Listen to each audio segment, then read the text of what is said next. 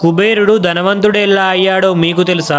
కుబేరుడు గత జన్మలో గుణనిధి అనే పేరు గల ఒక బ్రాహ్మణుడు. అతను చెడు అలవాట్లకు లోనై తన తండ్రి ఇంటి నుండి వెళ్ళగొట్టాడు. అలా ఆకలితో ఉన్న గుణనిధికి ఏం చేయాలో అర్థం కాని సమయంలో ఎదురుగా ఉన్న ఒక శివాలయంలో దేవుడికి ప్రసాదం పెట్టారు. అది చూసిన గుణనిధి ఆ ప్రసాదాన్ని ఎలాగైనా దొంగలించాలని వెళ్ళాడు. కానీ ఆ సమయంలో గుడిలోని దీపం ఆరిపోతూ ఉంది. ఇది చూసిన గుణనిధి తన బట్టలోని ఒక ముక్కను చింపి వత్తిగా చేసి ఆ దీపాన్ని తిరిగి వెలిగించాడు. అది చూసిన గ్రామస్తులు ఇతను దొంగతనం చేయడానికి వచ్చాడు అనుకోని ఈ గుణనిధిని కొట్టి చంపేశారు. గుణనిధి శివరాత్రి రోజున తెలియకుండానే ఉపవాసం ఉండి శివాలయంలో దీపం ఆరిపోకుండా వెలిగించినందుకు ఆ పరమశివుడు అతనిపై ప్రసన్నుడయ్యాడు. ఆ పుణ్యఫలం వల్ల గుణనిధి మరుసటి జన్మలో కళింగ అనే రాజ్యానికి రాకుమారుడుగా జన్మించాడు. ఆ తరువాత తను ఘోరమైన తపస్సు చేసి శివుడిని మెప్పించి కుబేరుడు అనే పేరుతో లోకంలోని సకల సంపదలకు అధిపతిగా ఉత్తర దిక్పాలకుడిగా నియమించబడ్డాడు. చూశారా,